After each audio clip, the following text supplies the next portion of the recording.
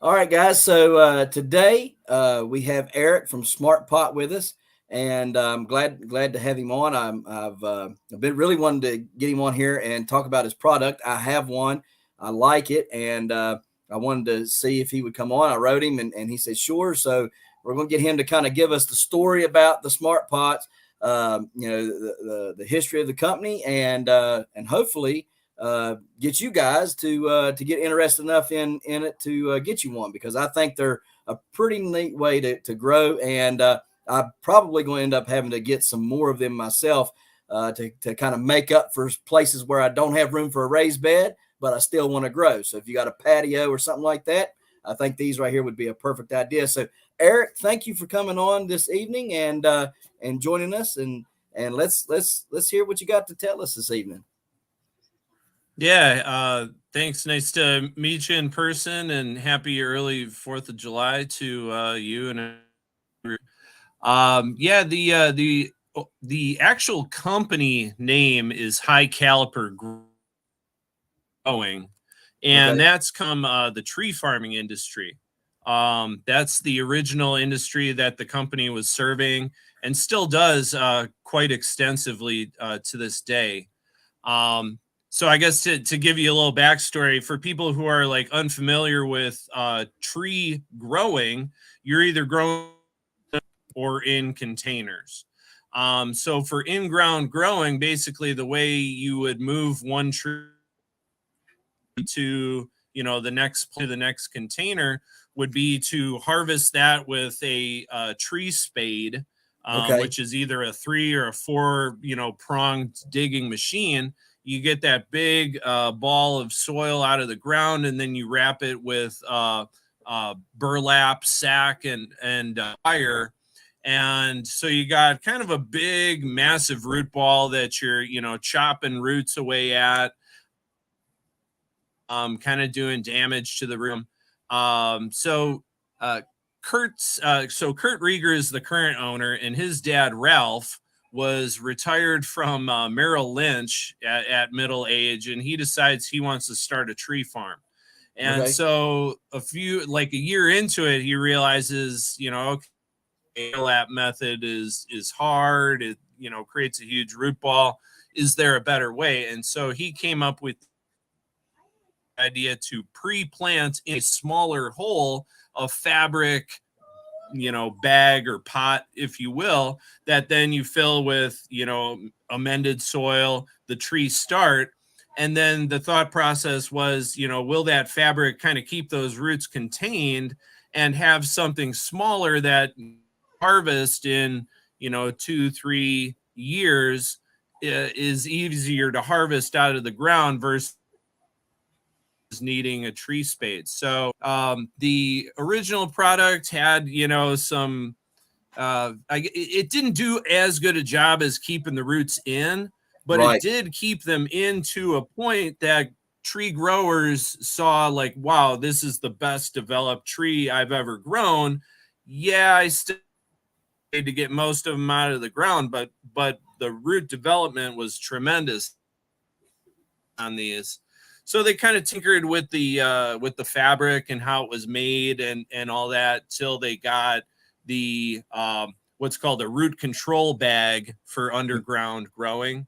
Okay. Fast forward to a few years later, some of these trees are out of the ground, but they're still growing great. The fabric is, intact.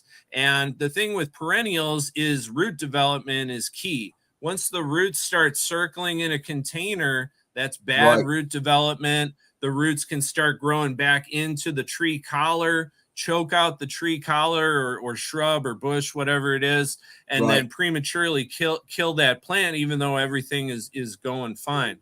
So in a fabric smart pot, those roots are continually being air pruned out of the ground. The tip hits the fabric, and instead of starting a circle, Right. it basically dries out and tells the rest of the root, I've gone as far as I can go. Send out more primary roots, make secondary feeder roots off of those primary roots. So what you have is just a big, massive root ball but it's not circling roots. So it's a Right. properly developed root ball, or as much as you can properly develop a root ball in a container.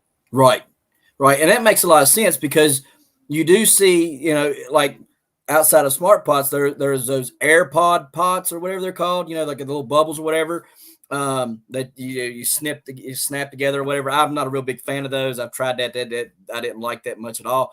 But I do like the fact that they can go out, they can come all the way out of the container. The air prunes them, okay, and you end up with this massive root ball, right? That is filled, like you said, with primary, secondary root growth. I mean, it like if anybody ever uses this and literally pulls it up out of the pot and sees the root ball, or maybe even dare cut the bag. I wouldn't do that. If you can pull it out, I wouldn't cut it. But if you wanted to really get, look at it without tearing anything up, you could cut it and look at it. And there is a ton of roots there. I mean, I was very surprised in the pepper plant that grew in there how much root there was. And I'm like, okay, this is great.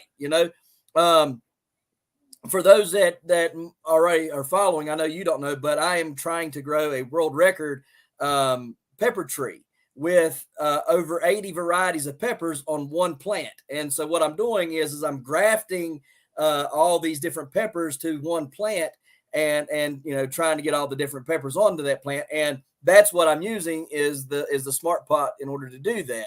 Oh, tremendous. Yeah, right. So I liked how it was working, and I was pretty impressed with it. So yeah, I agree with what you're saying. I mean, that is a very, very good way to start your plants out and to grow them, or to continue to grow them, because like you said, you're not going to get that root binding. You're not going to kill your plant and choke it out and stuff.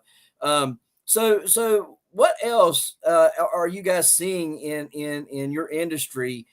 People using these for? I mean, I'm sure you guys aren't just seeing trees being grown in it. You're probably seeing a whole plethora of different things being grown in it, right? Yeah, absolutely. Like I said, trees was the original industry that we sold to. But then we started, thinking, well, okay, if a tree does well in this thing, let's try other plants, tomatoes, cucumbers, you name it, traditional stuff. So they thought, okay, we've got a commercial product, but we've also got, a retail product that, backyard gardeners, apartment dwellers, even people in the country who want like a raised bed that just goes up nice and easy with no construction. We've got those also. So, but actually, besides that, probably one of the biggest industries that latched on to us was the cannabis and hemp growers out there. Right.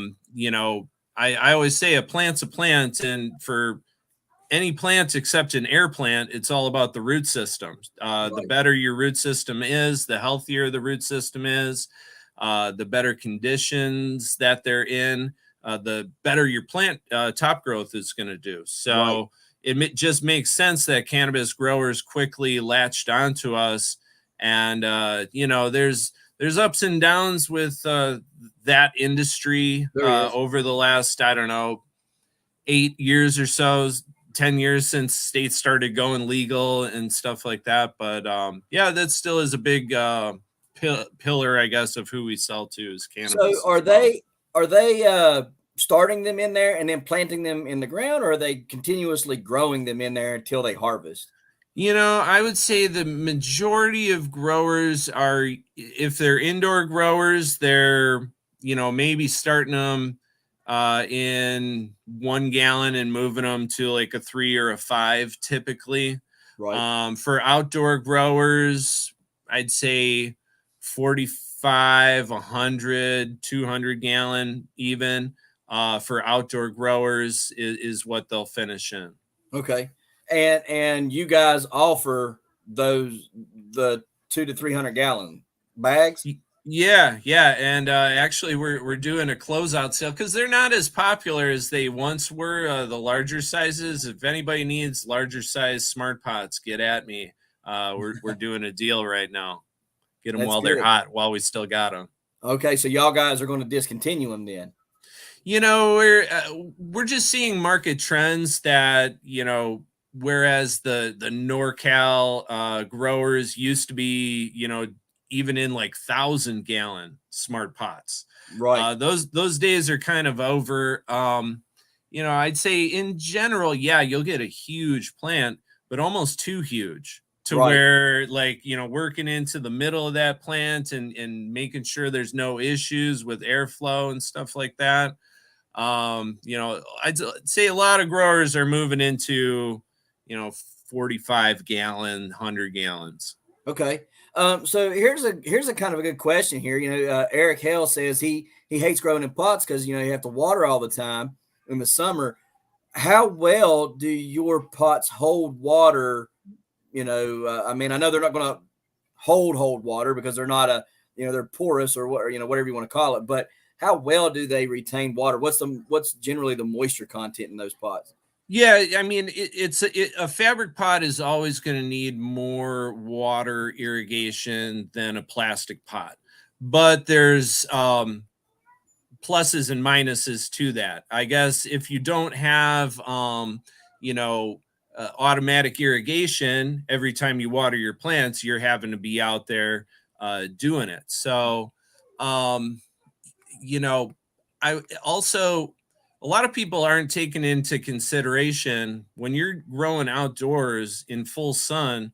I don't know if you've ever touched a plastic pot, but on the south facing part of that pot, it Hot. can get up to 120 degrees. Right. Very hot. And I don't know about you, but 120 is not comfortable. No. And for your roots that are circling the outside of your plastic pot, they're not liking that. So they're getting heat stress.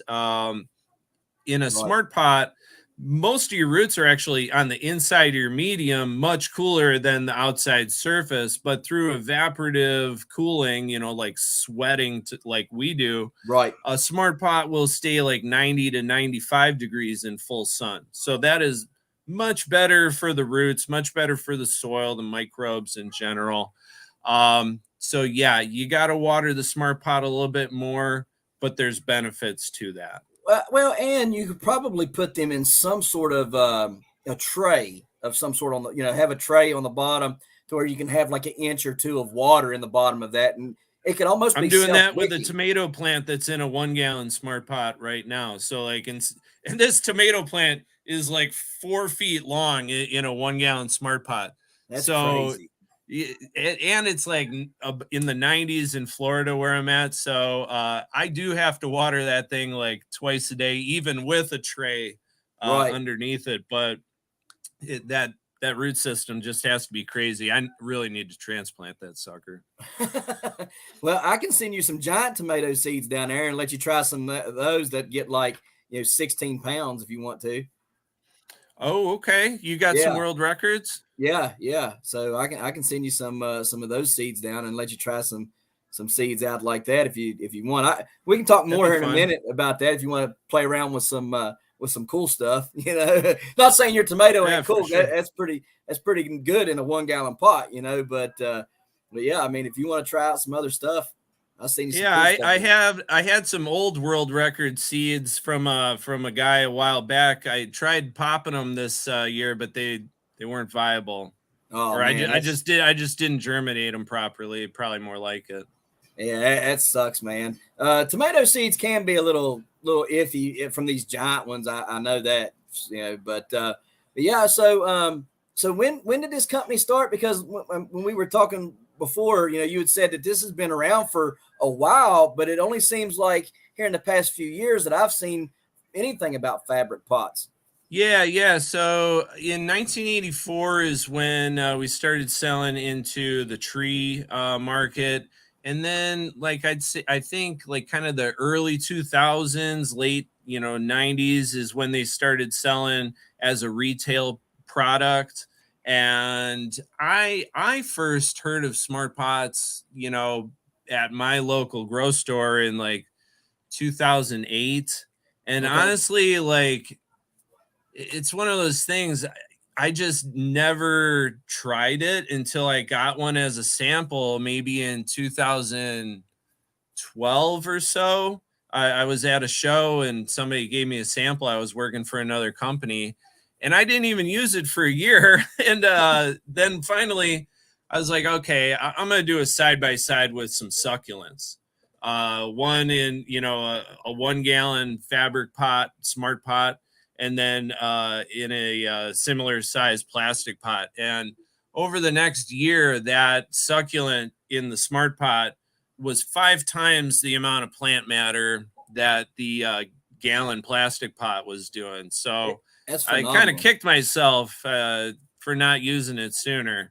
And Right. then like a year or two later, I'm working for the company. So it's a good move. Right. That is phenomenal growth. I mean, to think that you had one that was 5 to 6 times bigger than the one in the plastic. I mean, that really tells you how bad the plastic is for the plants, right? I mean, Yeah, yeah. And, not every plant is going to have such a dramatic difference, a smart pot versus a plastic pot. But for the vast majority of plants, they're going to do much better in a smart pot.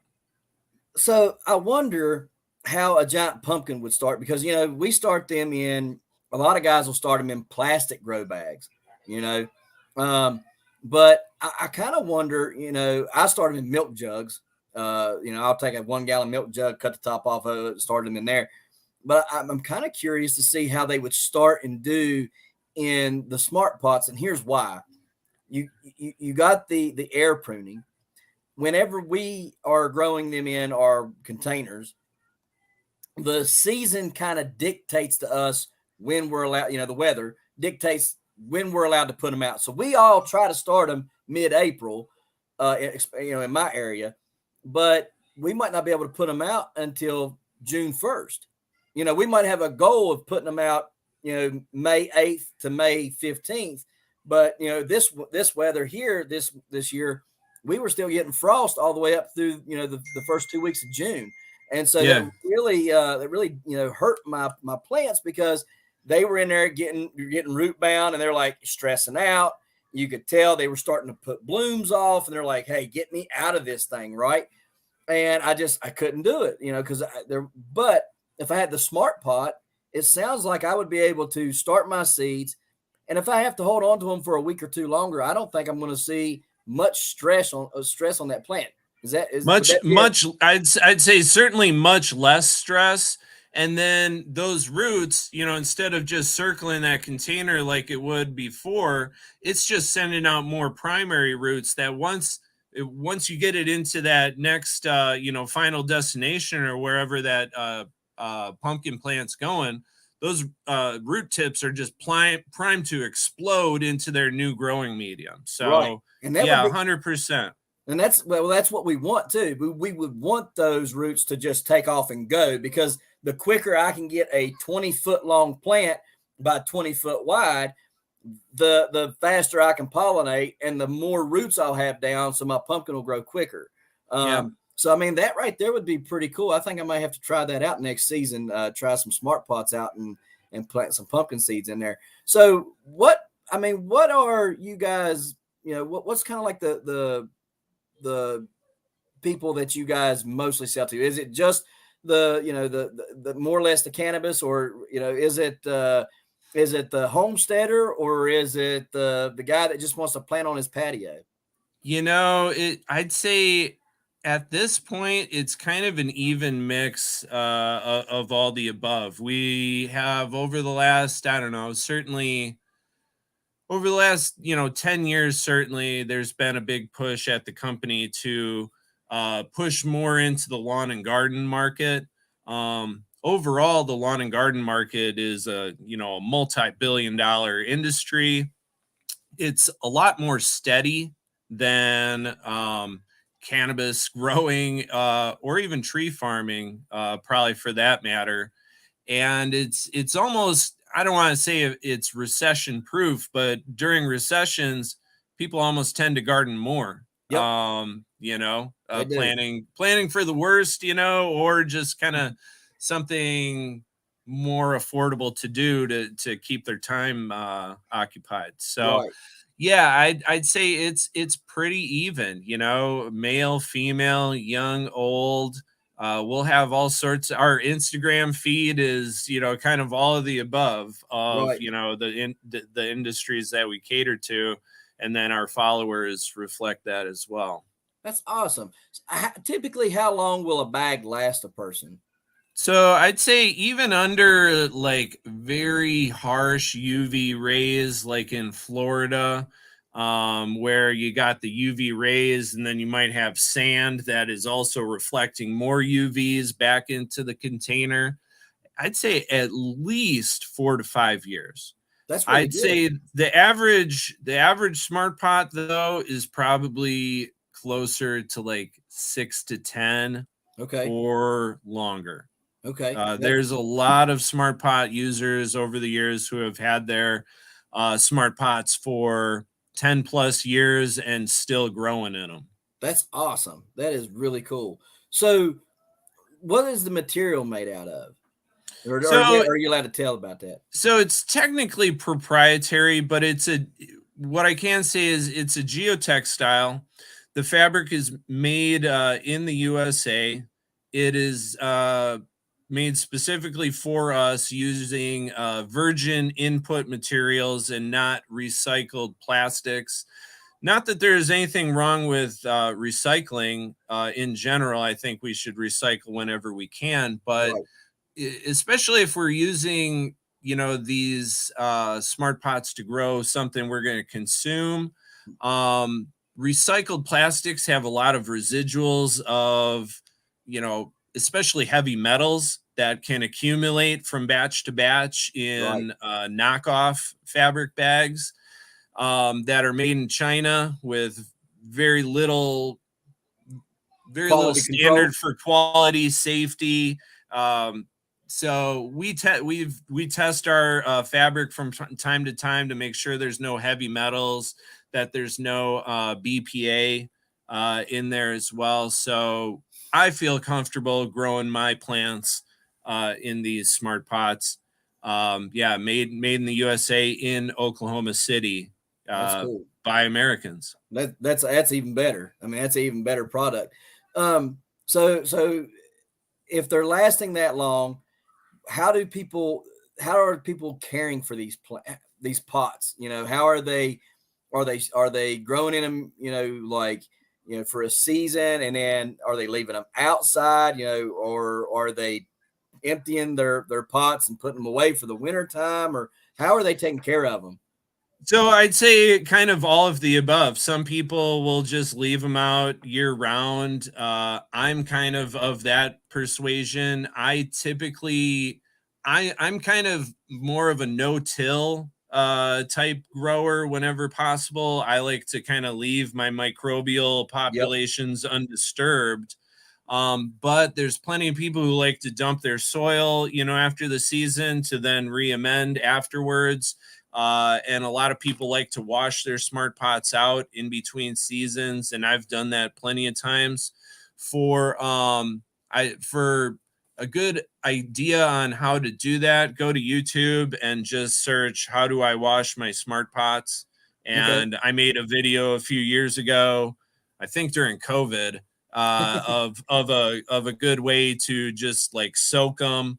Basically, I use like an ounce or two of vinegar or baking soda or OxyClean per Oh, gallon that's of water. Let it yeah. soak overnight, and that'll do a good job of sanitizing it and breaking down a lot of the mineral deposits that might accumulate on there. And then, rinse that. Don't dry it in a traditional dryer because you don't want the heat Heat. could, melt the Right. fabric basically. So just let it air dry, and then it's good for the next run. Cool. Awesome. Now, I live up here where we get really, really cold in the wintertime. Um, does the freezing and the thawing of those pots, does that hinder them any at all for the life of the pot, or Yeah, I would say plastic pots are much more susceptible to cold stress than a smart pot fabric okay. pot. So lots of people will just leave them in their shed or, in the garage or something over the winter. And Yeah. I mean, Okay. it's, I wouldn't, I'd say ideal would be, like 60 degrees year round and, Right. 45% humidity. It'll last, 20 years. But yeah, I'm just we, trying to we, get just trying to get a feel because I know some of the people that watch us, they live up as far north as Minnesota. And some of them, live down there where you're at. So, just trying to get, and then some of them live right here where I'm at on the 35th parallel. So just trying to get a kind of a feel for it. So on average, uh, what is somebody going to go? They want to get into this. They're saying they're looking at raised beds, right? And they're saying, okay, raised beds are out of the question. I just can't afford that and then have to fill that raised bed full of soil. There's just no way. Smart pots would be the next, I think, viable option for somebody wanting to get into container growing that can't afford a raised bed. So what is the initial investment do you think that somebody could put out there and have a reasonably nice sized container setup? Yeah, I mean, we've got a 3 foot long raised bed planter that we call the Lil Shorty, and most places will be selling that for under $70. Okay. As a retail price, and to get something that size in like wood or plastic or metal, you're going to be spending, I'd say, at least that much, possibly more. Last year, my better half, she bought a wooden raised bed, and she's like, set this up. And so I did. And just like, it just started falling apart like 6 months, into growing plants in there. And I actually took it down not too long ago because it was starting to just look shabby. Right. There's, yeah, many drawbacks to other raised bed materials. Metal gets super hot in the sun. I don't know if anyone's ever touched a metal raised bed, but those I things are got them. even hotter than a plastic pot. They're very, very hot. Yeah, so your roots are feeling that too, and it makes circling the the outside of that thing. and it makes some of the plants like my cilantro. I thought, well, I'll be good to go this year, man. Well, it bolted in those metal ones faster than it had bolted when I just planted it in the ground. I mean, and I'm like, why is it bolting? And it never occurred to me until like, a few weeks ago. And I'm sitting there going, something ain't right here. So I'm out there and I'm looking and I lean against it and my leg, I had my shorts on and my leg touched. I was like, oh, that's hot, and I'm Mm-hmm. like, they're right here in the front, literally planted right up against the side of the daggone, the raised bed. And I'm thinking that's why they bolted. If I'd have Yeah, planted them in the back against the house where it was cooler or in the center of it, may not have had no problem. But when it was right. right there at the front, burnt them up, made them bolt. Cilantro, they're touchy. Very touchy, very, very touchy plants. So I have yet to get a harvest of them. But I've got a ton of seeds. I've got a ton of seeds off of them, but I ain't never got Yeah. a harvest. So, Yeah, yeah, but yeah. yeah, I've gotten like, I'll get like one harvest, but I'm in Florida too, so I'll get like one harvest and then it's like bolted. I think right. I just have to like continually be like germinating cilantro. Yeah, that's probably the only way I'd ever be able to grow it here. Unless, I mean, because it's either too cold for it to grow or it's too stinking hot. And I'm thinking, where on earth does this stuff grow? Like, like anywhere. It had to be in controlled climate the entire time. Either that or on the coast of California or something. Right. Because I mean it bolts. If you blink, it bolts. And I'm so so what else are you guys, what else do you guys have, in your smart pots that people like to use, roses? Is there anything that you can think of that you guys have or are coming out with that would be of particular interest to any of the viewers? Yeah, so besides the traditional round containers and raised beds, we've got two different types of raised beds. We've got one that is a urban raised bed that's can have PVC then as kind of the structural lining. As I'm kind of working down in there, it's nice to have a little something to push back off of to get Right. myself upright. But honestly, my favorite raised beds are the ones that don't need any PVC. We'll sew a fabric panel across every couple of feet to keep the raised bed from not just flopping open when you fill it with your soil medium. Okay. We've also got wallflower planters that are either a single pocket or a saddle that can go over a railing. So that's great for, condo, people with fences that they want to have some sort of hanging plant arrangement. We've got one of my favorite products is our replacement for the Cocoa hanging basket liner. We call it the No Cocoa Okay. liner. And these things last darn near forever, whereas the Cocoa falls apart on the retailer's shelves. And then Right. you get it into your basket at home, and the birds are picking it apart within days, making their nests. They don't Yep. even try that with a smart pot. I had one going with succulents and a cactus for over 4 years before I moved away from California, and I'm sure that thing is still going to this day. That's Whereas a crazy. cocoa liner would have, dropped out years ago. Yep. Yeah, I hate those ones. They look pretty, but they are not worth having because they just like you said, they just fall apart. They disintegrate. So you got hanging pots. You got, I mean, so basically, instead of somebody wanting because my wife loves hanging plants, right? She loves to put them and hang them up all around the house. So instead of buying the pots, that's already got these flowers in it, they could get these hanging pots from you guys, buy the flowers, put them in there themselves, and have a planter that's going to last forever, and it's not going to be plastic, and the plant will do a much better. So is it going to be air pruning as well? I assume, right? Same deal. So, I'd say one major consideration is, a pot is a pot and the runoff water needs to go somewhere. In a plastic pot, you got like 5 drainage holes. In a smart pot, you have millions of drainage holes Right. because of the porous plastic. So as long as you have somewhere that the runoff water gets caught, yeah, you could have these indoors, outdoors, on your porch, your sun deck, Four Seasons room, anywhere that you're putting plants now, you can put smart pots. That's cool. That's cool. Now, has anybody ever attempted to build a tiered smart pot planter?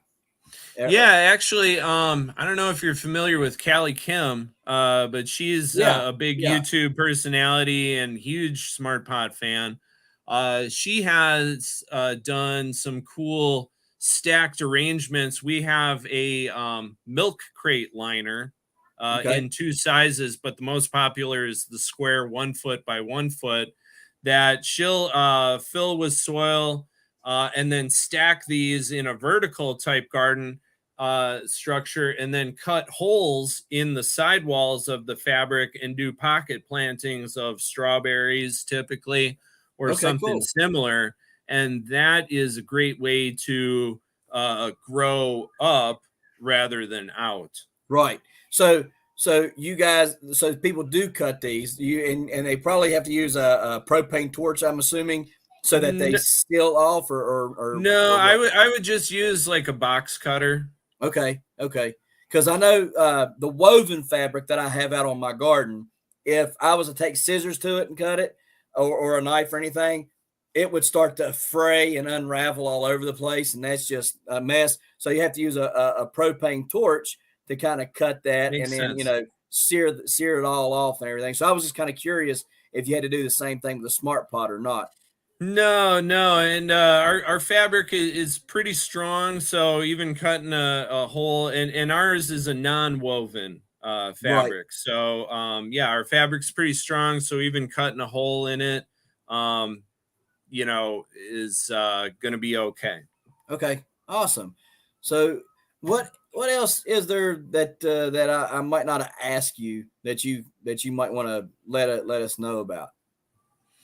I guess I always like to convey, a sense of gratitude to the customers that have gotten us to where we are and have been. I think, gosh, we're somewhere between 30 and 40 million smart pots being made over the Yeah, years. I think we're over 30 million. that's But insane. it's just, cool to think about all the plants that those smart pots have grown, and not even just 30 million plants, because people are reusing their smart pots over and over again. So we've Right. probably grown hundreds of millions of plants over the years. And yeah, we have a great leader in Kurt Rieger. Then below him, our COO is Jeff Arnold, and he's a great boss who just empowers us to do what we do to the best of our abilities, and kind of work off of our strengths. And yeah, it's a great team. So we just want to thank everyone who's bought a smart pot over the years. You employ Americans in America, so thank you. One other thing I think that I didn't really touch on as far as a sales benefit, or a benefit to the grower, is drainage. Um, my smart pots right now are in the backyard, and if you go to like our YouTube page, we made a video. I had a ton of rain like 3 weeks ago, where we got almost a foot of rain, and I had like this much standing water in the backyard. And if Wow. I would have been growing in ground, those plants would have all been dead. And Right. because they were in a smart pot, yeah, you could tell some of the plants wasn't digging the standing water that they were in, but the vast Right. majority of their root system was Was above it. above the water. And so after that water went down, they just have been doing well. So drainage is big for plants. Right. You don't want those roots in standing water more than Mm-mm. you can help it. So in a smart pot, that like I said, there's millions of drainage holes, but then also that air gets into the root system, which is good for the roots and the microbes Right. that really do the heavy lifting, And especially if you're an organic gardener. right. Well, and I just thought about this too. That is a great way to see, because I always have this problem indoor growing. In the wintertime, I'll grow indoors, and I always have a problem with trying to water the top half of the soil while the bottom half is completely saturated, because I'm growing in plastic containers, right, with no weep holes, no drainage holes. And growing in a smart pot indoors would stop me from getting anaerobic soil, and would allow my plants to grow much better indoors had I, started using those inside instead of using plastic containers. Only thing is I'll have to get a drip pan system. You know what I mean? But I mean, that's simple enough, you know. Mhm. But that would definitely solve the anaerobic issues that you have if you're growing indoors in pots. Yeah, you can overwater a smart pot even, but it's much harder than a Right, rigid right, sided container. right, absolutely. So one question here, and I don't know if you want to answer this here or not. If you don't have to if you don't want to. But one person asked, how much are those pots that you got a big sale on right now? Oh gosh. Shoot, I had my uh yeah, like for example, like 100 gallon pot is going for 598. That's Okay. at least, yeah, at least half off of what the normal list price would be for that. So Okay. yeah, get at me if you guys need some deals on, especially larger sizes, 100 gallons and up. Right. How so in terms of size, how big is 100-gallon pot like in feet? Um, oh shoot, I should know this off the top of my head, but I'd say 100 gallon pot is probably about 3 feet wide by maybe 24 inches tall. Okay. All right. So it's not so big that it's, taken up, a ton of space. It's actually more reasonable than you think.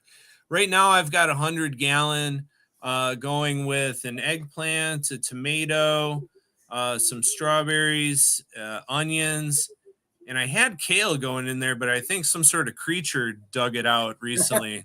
I'm gonna have to Yeah. get something replacing that soon. Right. Yeah. Up here this year, we've had a horrible uh, deal with cucumber beetles. They're killing everything. I've never in my life seen cucumber beetles to this extent. You'll go out there and they will literally be covering the entire flowers to where you're the male flowers and you're like, what? I don't even see anything besides these. And you'll spray them. I've even put imidacloprid down, which is a systemic pesticide, and they're just like, nah, bro, not this year. We're just gonna Wow. keep right on trucking, and I'm like, I mean, outside of nuking my yard, I don't know what else to do, right? And I put tons of Azos and Mycos and everything else in there. I ain't trying to just, you know, kill everything off, but it may No. have to, man, because it's really getting bad. I mean, if it's a tiny plant, like I put a bunch of stuff out to come up from seed, and if it's coming up from seed within 2 days, they have ate the cotyledons completely gone. Wow. Like, and Yeah, that's and after, yeah, imidacloprid too. I mean, it's that's a pretty strong pesticide that very.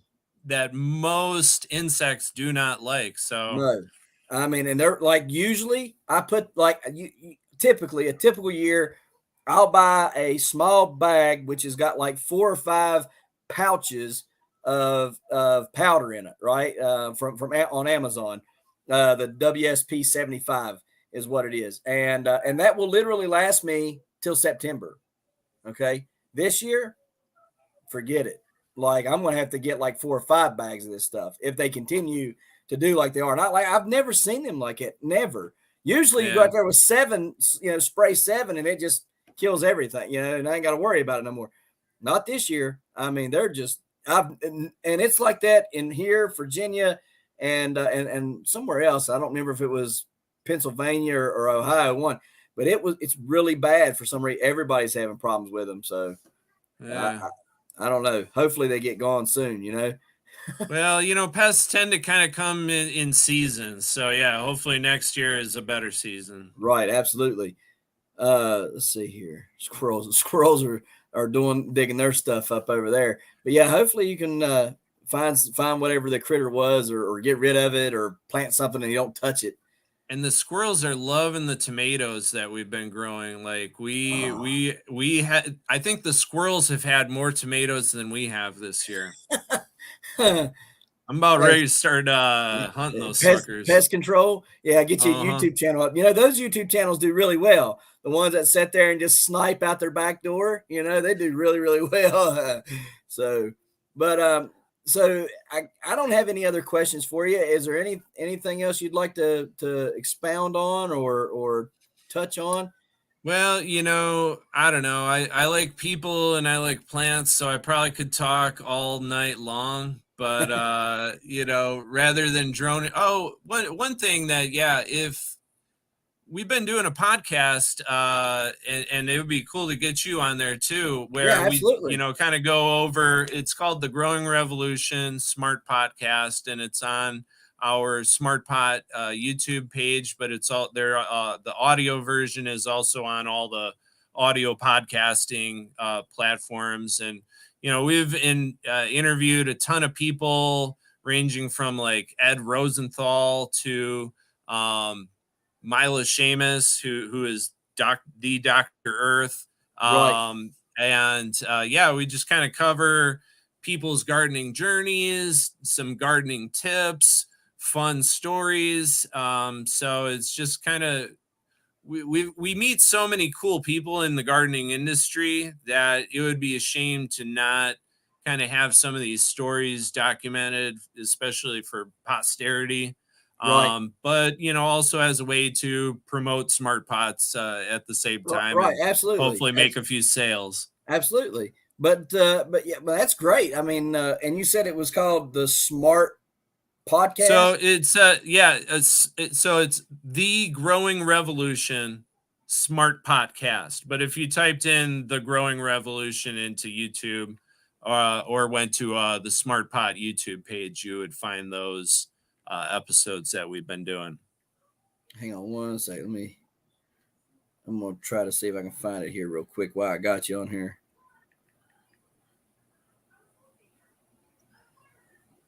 Oh, and one last thing, if I didn't shout out my daughters, they would be so upset with me. They were like, "Can we watch this live?" And I was like, I don't know. It might hog up too much bandwidth, but I'll give you a shout out Yeah, in the absolutely. Go ahead. broadcast. So, girls, if you're watching this, go to bed. There you go. Let me see. Type in the Growing Revolution in the YouTube.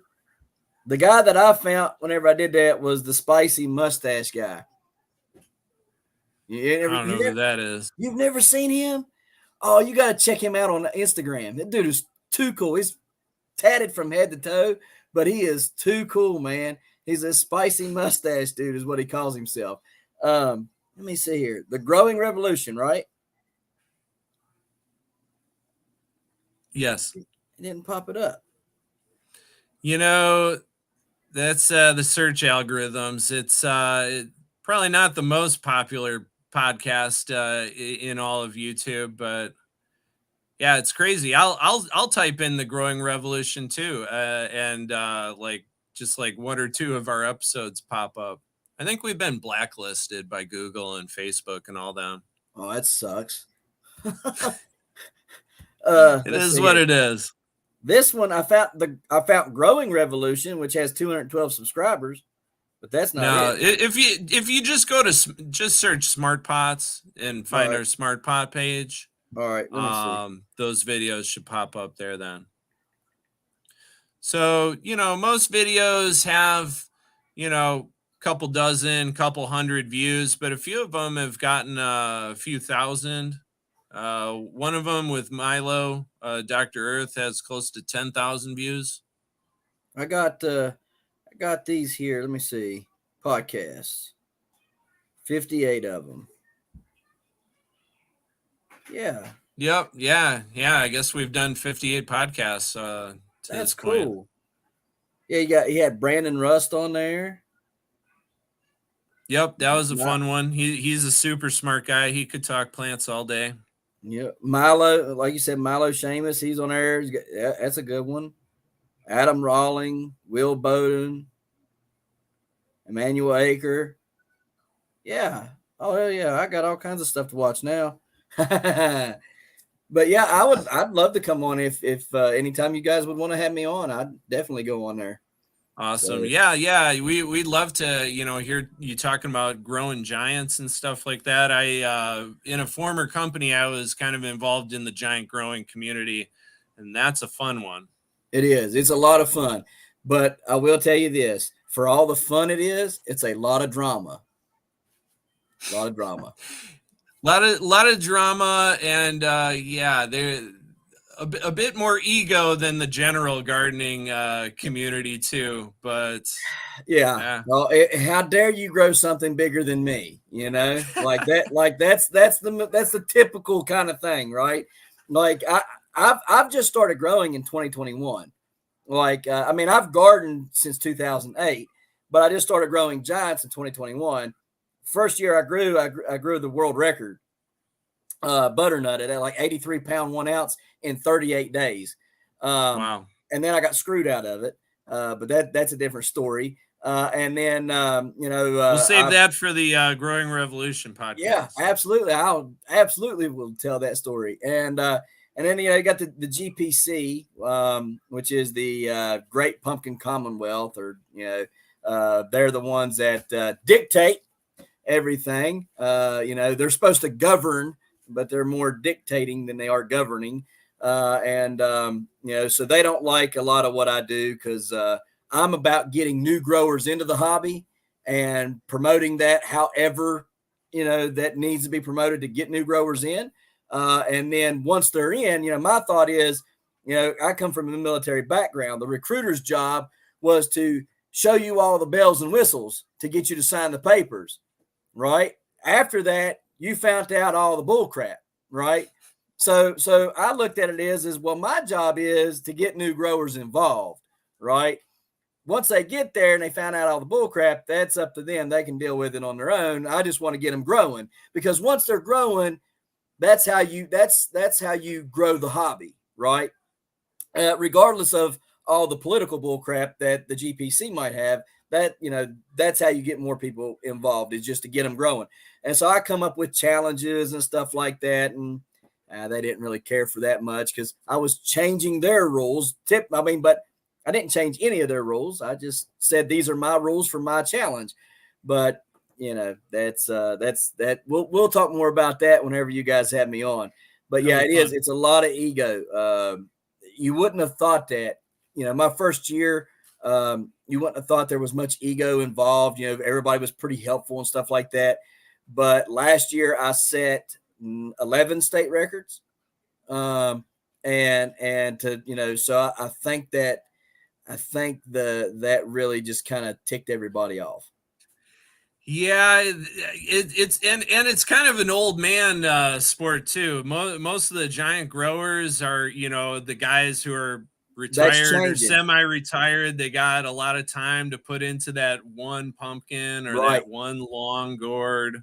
Right. Well, see, that's changing because now they're me and your age. The majority of the majority of them are our age, and that just the old guys, they would get a little heated about stuff or whatever, but these newer ones, they're crybaby, suck their thumbs, Oh, I mean, they're just horrible, Oh, you're pretty, your pumpkin's prettier than mine, or this or that. Yeah, I mean, it just never ends. And then when you start breaking records, and I mean, if somebody breaks my records this year, they break them. I mean, you know what I mean? That gives me something to do next year, right? Because literally, I'm just growing this year, just to grow and have fun. Because records are made to be broken. Exactly. That's how you continue to pursue, right? I mean, if it's never broken, then who wants to chase it, right? So, I think that had a lot to do with it. Maybe some jealousy or whatever, and then I think the other part to it might have been a little bit where most of these guys have been growing a lot longer than I have, and I went out this. I started YouTube in 2021. And I started growing giants in 2021. There are guys that had been YouTubing for several years. And then growing for even more, and I went out and used my records to get sponsorships. Well, that just peed in everybody's Cheerios too, so but they don't see I don't think they understand the flip side of that, because I have sponsors, but now I have commitments, and those commitments got to be made. Those videos got to be made. Those commitments have got to be kept, so it's not just growing for fun now. Now I'm growing, to have to keep up with all the commitments I made. Right. And they think it's all about, I just got all this free stuff. Well, no, that is, while I wish it was that easy, that is not the case. Right. But yeah, it's not all glitz and glamour, folks. Right, exactly. But that's the going rumor, that somebody told me, said, oh yeah, you peed a bunch of them off because you went out here and got a bunch of sponsorships, and now they think you got all that stuff for free and everything, and you're just doing your thing. That's no such thing as a free lunch. No such thing. When you're having to pump out weekly videos and not just daily videos, because you got to do Instagram, TikTok, YouTube, Facebook. I don't think people understand that's literally a 24-hour job, because you're shooting video, editing video, putting it out. That takes a long time. Preach. You're right. It takes a very long time. And then you got to try to get creative with it. And it's like, how many times can I get creative with the same thing? You know what I mean? And then you try to scratch over here a little bit and talk to somebody and like, hey, give me an idea, man. I need something for this. You know what I mean? So it does. It becomes really, really nerve wracking, I guess you could say. You know what I mean? And stuff. So while they think it's all free, I would gladly go back and say, hey, you want it? Here it is. Trade you for a week. I guarantee you come back and say, hey, I don't want no more of that. Yeah, you know? Right. So, but man, I really enjoyed having you on. This has been fun. Likewise. I'll keep you on for a second. Me and you we'll wrap up off of here. I'll end this here in just a second, and then me and you we can wrap up on the side. So let me see here. I'm gonna go ahead and get these live stream dates listed out. So next week, July 11th, is back on Tuesdays. We have Old Ways Gardening and Prepping coming on. Can't wait to have Teresa on here. Then July 18th, we've got Extreme Gardening and Travis Ginger, who holds the North American record at 2,560 pounds. Me, him, and Extreme Gardening are going to give you guys a kind of a mid-season update. Now, Travis is already pollinated. I'm pollinating. So you'll get about 18 days. Some maybe be 20 days old, on mine. But his will be probably about a month old or so, maybe a little over. July 25th, Timber Creek Farm will be on with us.